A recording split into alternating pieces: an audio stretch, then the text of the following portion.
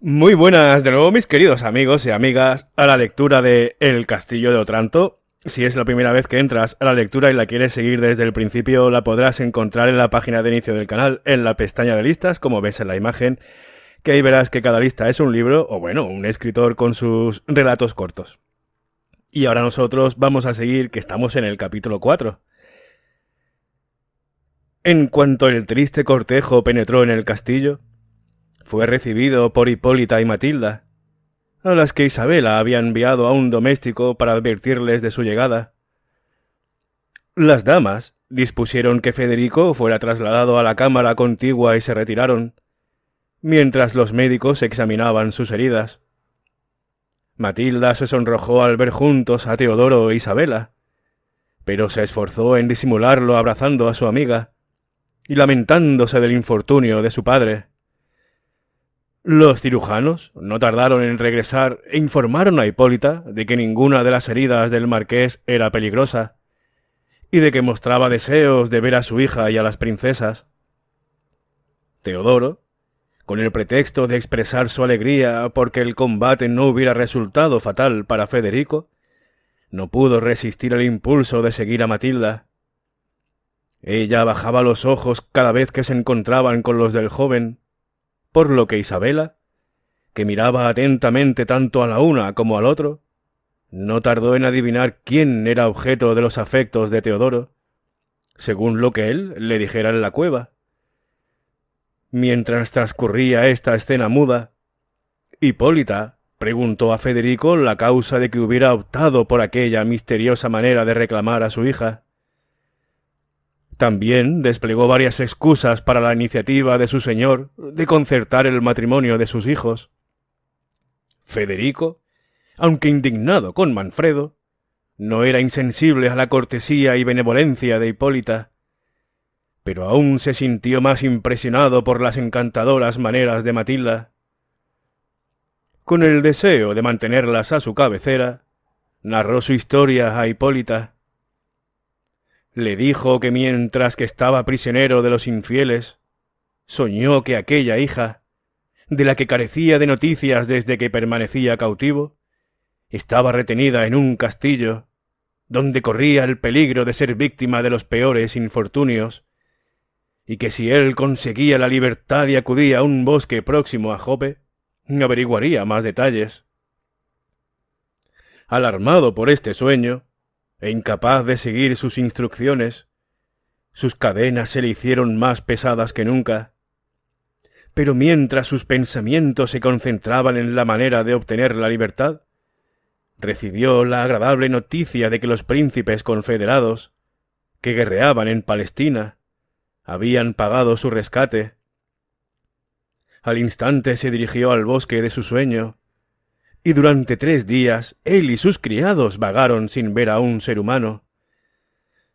Pero al atardecer del tercer día llegaron a una ermita donde encontraron a un venerable asceta agonizando. Le administraron eficaces cordiales y devolvieron la palabra al santo varón. «Hijos míos», dijo, «os estoy obligado por vuestra caridad, mas esta es vana.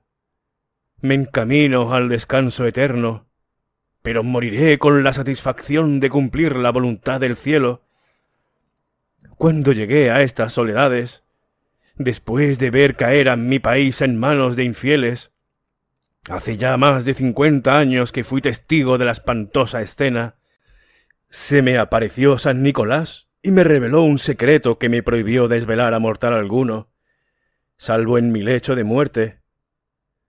Ha llegado la hora terrible, y vosotros sois sin duda los guerreros escogidos a los que se me ordenó comunicar el secreto.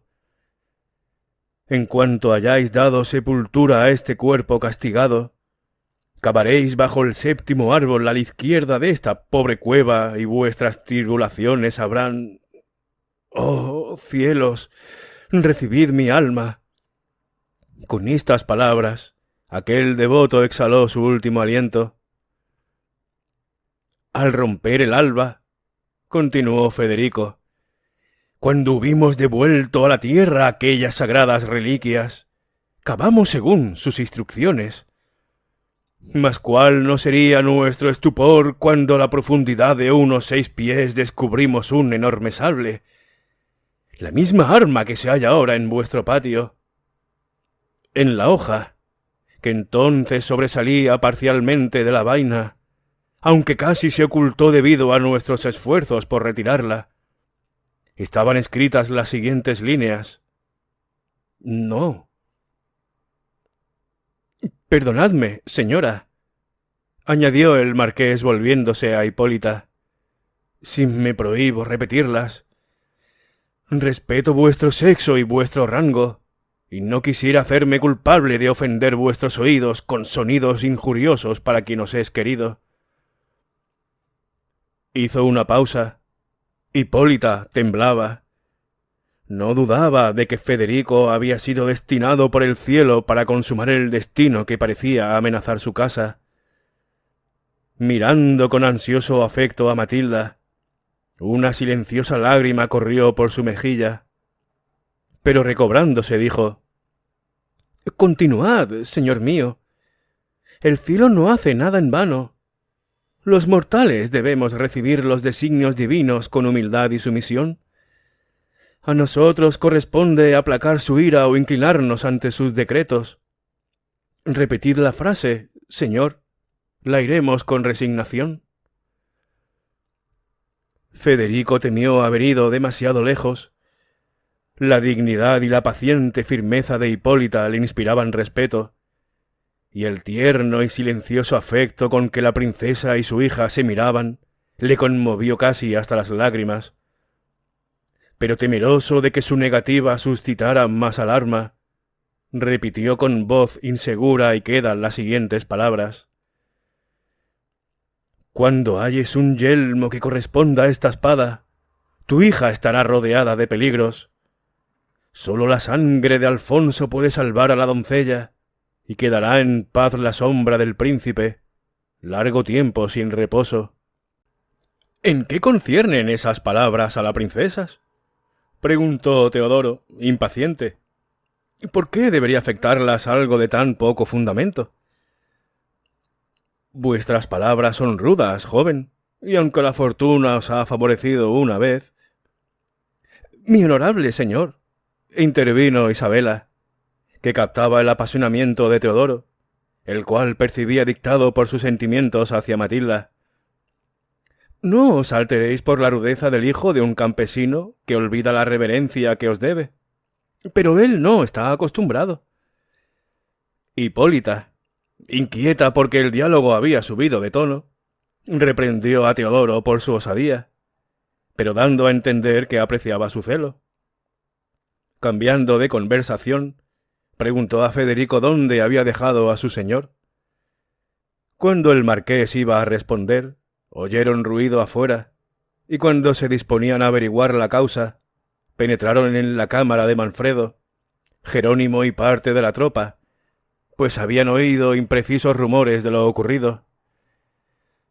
Manfredo avanzó a toda prisa hasta el lecho de Federico para lamentarse de su infortunio y enterarse de las circunstancias del combate, pero se vio sacudido por el terror y la sorpresa y exclamó: «¡Ah, eres tú, temible espectro! ¿Acaso ha llegado mi hora?». «Mi querido y gracioso señor», dijo Hipólita arrojándose en sus brazos, «¿qué es lo que veis? ¿Qué son esos ojos desorbitados?». «¿Cómo?», gritó Manfredo sin aliento. «¿Tú no ves nada, Hipólita?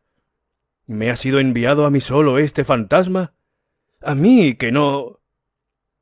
«Por lo que más queráis, señor», insistió Hipólita. «Volved a vuestro ser. Recuperad la calma y la razón. Aquí solo estamos nosotros, vuestros amigos». «¿Cómo? ¿No es este Alfonso? ¿Es que no lo ves? ¿Puede ser un delirio de mi mente?». «Es Teodoro, mi señor», le tranquilizó Hipólita. «Ese joven que ha sido tan infortunado». «¡Teodoro!», repitió Manfredo en tono sombrío, arrugando la frente. «Teodoro, fantasma, ha turbado el alma de Manfredo. Pero, ¿cómo está aquí? ¿Y cómo lleva la armadura? Creo que fue en busca de Isabela, aclaró Hipólita. ¿De Isabela? Replicó Manfredo recobrando su actitud airada. Sí, sí, no cabe duda. Pero, ¿cómo escapó de la prisión en que le encerré? ¿Le franqueó la puerta a Isabela o este fraile hipócrita? ¿Y sería criminal un padre, mi señor, intervino Teodoro, si procurase la liberación de su hijo? Jerónimo, sorprendido de oír que su propio hijo le acusaba sin razón, no supo qué pensar. No comprendía cómo había escapado Teodoro, cómo obtuvo la armadura y cómo se encontró con Federico, pero se abstuvo de formular preguntas que pudieran encender la ira de Manfredo contra su hijo. El silencio de Jerónimo convenció al príncipe de que era responsable de la libertad de Teodoro. ¿Así pagas, viejo ingrato?, dijo el príncipe dirigiéndose al fraile. ¿Mis bondades y las de Hipólita para contigo? Y no contento con contrariar los deseos más íntimos de mi corazón, armas a tu bastardo y lo traes a mi propio castillo para insultarme. Mi señor, atajó Teodoro, os equivocáis respecto a mi padre, pues ni él ni yo somos capaces de albergar un pensamiento contra vos. ¿Es acaso insolencia entregarme a vuestra alteza?, añadió, depositando respetuosamente su espada a los pies de Manfredo. Aquí está mi pecho.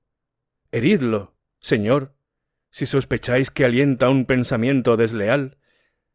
Mi corazón no encierra sentimiento alguno que no sea de veneración por vos y por los vuestros.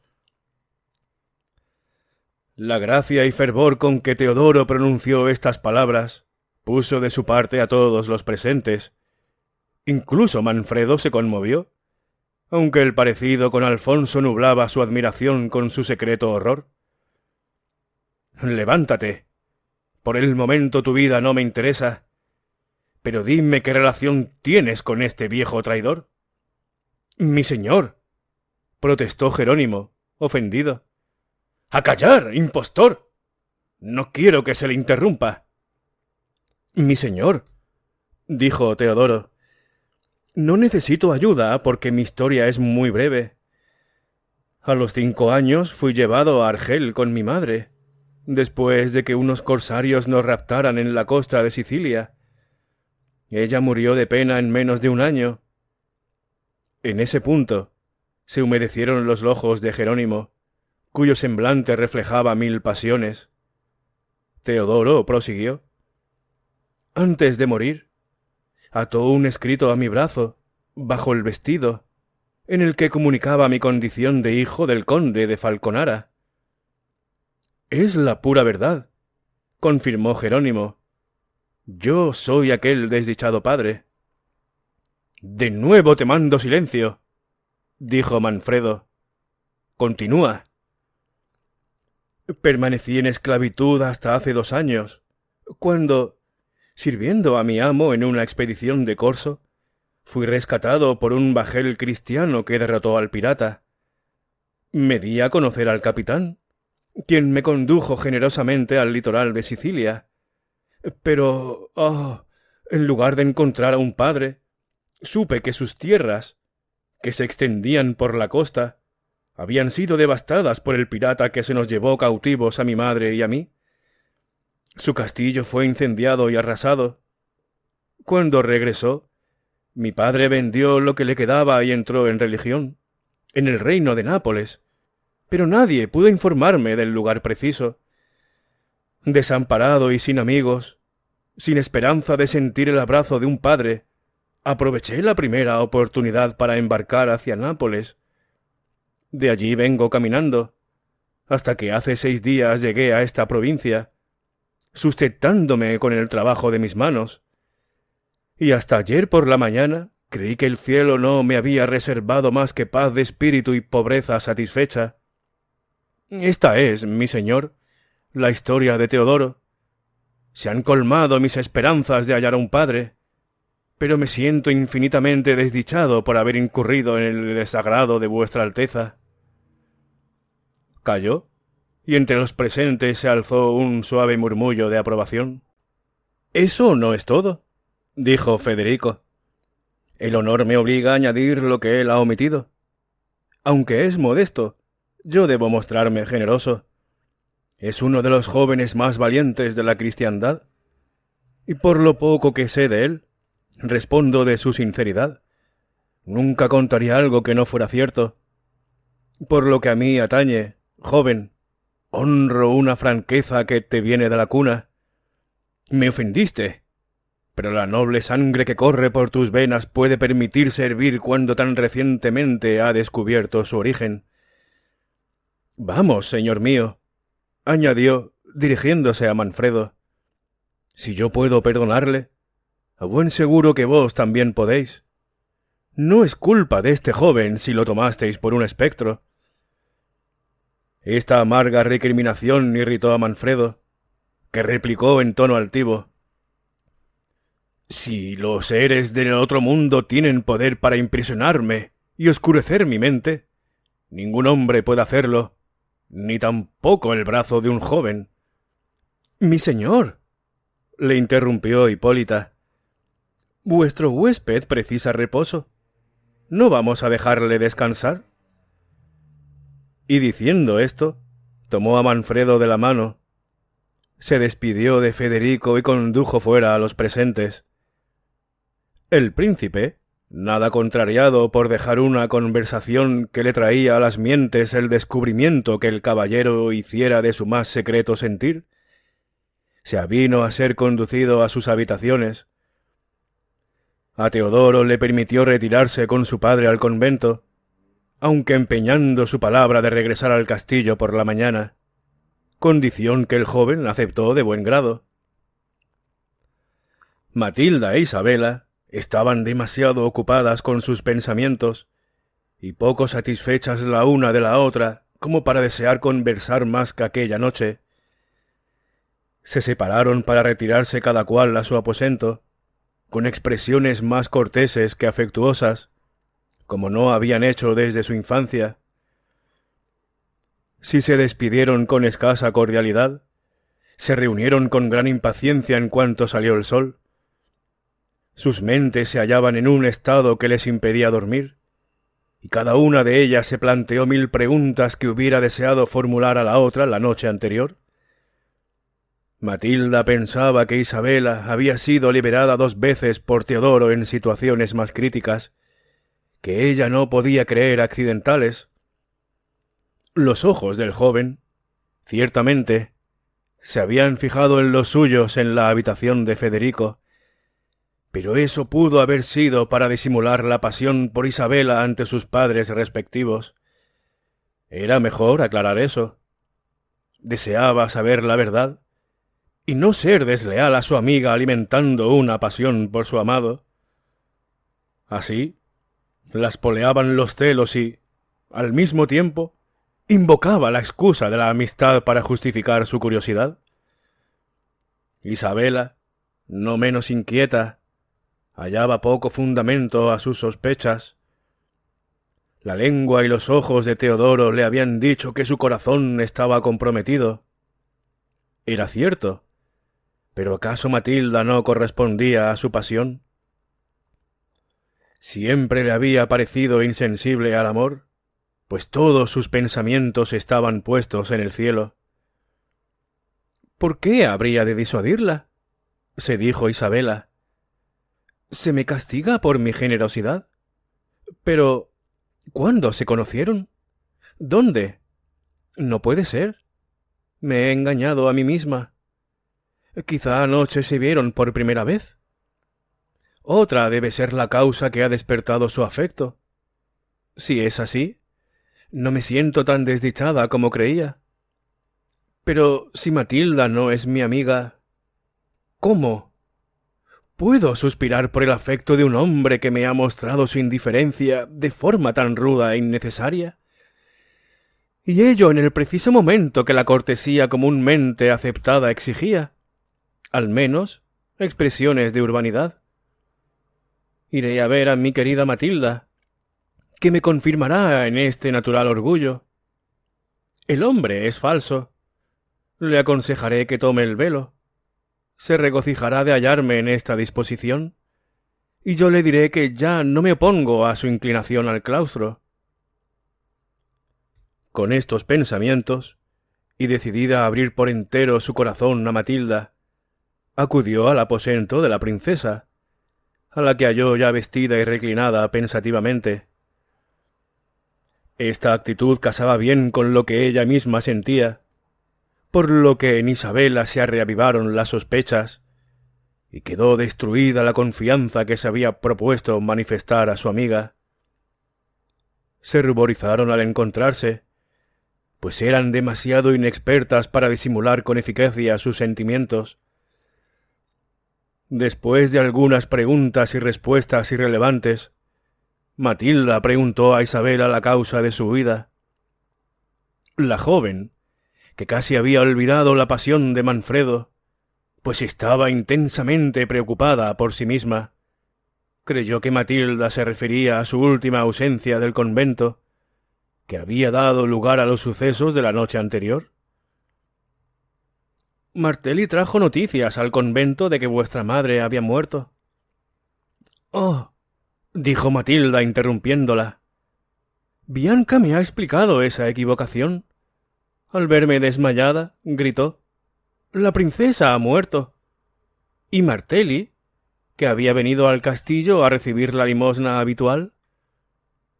¿Y qué os hizo desmayar?, inquirió Isabela, indiferente a los demás. Matilda se ruborizó y balbució: «Mi padre estaba juzgando a un criminal». «¿Qué criminal?», preguntó Isabela ansiosamente. «Creo que ese joven». «¿Quién? ¿Teodoro?». «Sí. Yo nunca lo había visto antes e ignoro en qué había ofendido a mi padre. Pero dado que se puso a vuestro servicio, me satisface que mi señor le perdonara». «¿A mi servicio? ¿Consideráis que me sirvió cuando hirió a mi padre y casi le ocasionó la muerte?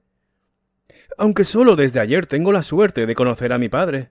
Espero que no me creáis tan insensible al amor filial como para no lamentar la osadía de ese joven. Me resulta imposible experimentar el menor afecto por quien se atrevió a levantar su brazo contra el autor de mis días. No, Matilda, mi corazón le aborrece. Y si vos conserváis hacia mí la amistad que me habéis profesado desde la infancia, detestaréis a un hombre que ha estado a punto de hundirme para siempre en la desdicha». Matilda bajó la cabeza y respondió: «Espero, mi querida Isabela, que no dudéis de la amistad de Matilda. Nunca había visto a ese joven hasta ayer, y es casi un extraño para mí. Pero puesto que los cirujanos han manifestado que vuestro padre se halla fuera de peligro, no debéis abrigar un resentimiento tan poco caritativo hacia quien, me consta, ignoraba el parentesco entre el marqués y vos. Defendéis su causa con mucho patetismo, considerando que es un extraño para vos. ¿O me equivoco o corresponde a vuestros sentimientos caritativos? ¿Qué queréis decir? Nada, respondió Isabela, arrepentida de haber dado a Matilda un indicio de la inclinación de Teodoro hacia ella. Entonces, cambiando de conversación, preguntó a Matilda por qué Manfredo había confundido a Teodoro con un espectro. «Dios mío», dijo Matilda, ¿no observasteis su extraordinario parecido con el retrato de Alfonso que hay en la galería? Se lo dije a Bianca aún antes de haberlo visto con armadura, pero tocado con ese yelmo es la viva imagen de esa pintura. No suelo fijarme en las pinturas, y mucho menos me he fijado en ese joven con tanta atención como vos parecéis haberlo hecho. Oh, Matilda, vuestro corazón está en peligro, pero dejad que os prevenga como amiga. Me ha confesado estar enamorado, pero no puede ser de vos, pues hasta ayer no os conocisteis, ¿verdad? Así es, pero ¿por qué, mi querida Isabela? ¿Deducís de lo que he dicho que...? Hizo una pausa y prosiguió. Él os vio a vos primero. Y lejos de mí la vanidad de creer que mis pocos encantos pueden disuadir a un corazón entregado a vos. Debéis ser feliz, Isabela, cualquiera que sea el destino reservado a Matilda. Mi querida Matilda, mi querida amiga, dijo Isabela, cuyo corazón era demasiado honrado para resistir una manifestación de bondad. Es a vos a quien Teodoro admira. Lo vi. Estoy convencida. Nunca me interpondría entre vos y él, ni siquiera para defender mi propia felicidad. Esta franqueza hizo llorar a la gentil Matilda, y los celos, que por un momento habían creado frialdad entre tan afables doncellas, no tardó en dar paso a la natural sinceridad y al candor de sus almas.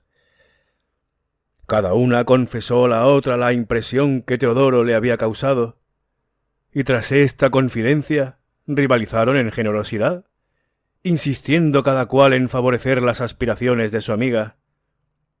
Al final, la virtuosa dignidad de Isabela le recordó la preferencia que Teodoro había manifestado casi con toda claridad por su rival, por lo que decidió reprimir su pasión y ceder el amado objeto de ésta a su amiga. Durante esta amistosa disputa, Hipólita entró en el aposento de su hija. «Señora», le dijo a Isabela, «manifestáis tanto afecto por Matilda, y ponéis tan amable interés en cuanto respecta a nuestra desdichada casa, que no he de tener secretos con mi hija que vos no podáis escuchar». Ambas princesas extremaron la atención y la ansiedad. Hipólita continuó. «Sabed, pues, señora, y tú, mi querida Matilda, que los acontecimientos de los 2 últimos y terribles días me han convencido de que el cielo alberga el propósito de que el cetro de Otranto pase de manos de Manfredo a las del marqués Federico, y quizá me haya inspirado la idea de evitar nuestra total destrucción uniendo nuestras casas rivales. Con este designio he propuesto a Manfredo, mi señor, entregar a nuestra amada hija a vuestro padre, Federico». «¿A mí, al señor Federico?», exclamó Matilda. «¡Cielos! Mi graciosa madre, ¿se lo habéis comunicado a mi padre?». «En efecto, ha escuchado con ánimo benigno mi propuesta y ha acudido a planteársela al marqués». «¡Ah, infortunada princesa!», se lamentó Isabela. «¿Qué habéis hecho? En vuestra bondad no os habéis percatado de que atraíais la ruina sobre vos, sobre Matilda y sobre mí». «¿Sobre mí? ¿Sobre vos y sobre mi hija? ¿Qué significa eso?». «Oh, la pureza de vuestro corazón os impide ver la depravación ajena. Manfredo, vuestro señor, ese hombre impío». «Callad, joven señora. En mi presencia no debéis mencionar a Manfredo con esa falta de respeto. Él es mi señor y mi esposo y...». «No lo será por mucho tiempo», la interrumpió Isabela, «si consigue llevar a cabo sus torpes propósitos». «Ese lenguaje me asombra», dijo Hipólita. «Vuestro temperamento es apasionado, Isabela, pero hasta ahora nunca creí que os traicionara hasta incurrir en la impertinencia. ¿Qué ha hecho Manfredo que os autorice a tratarlo de criminal y asesino?».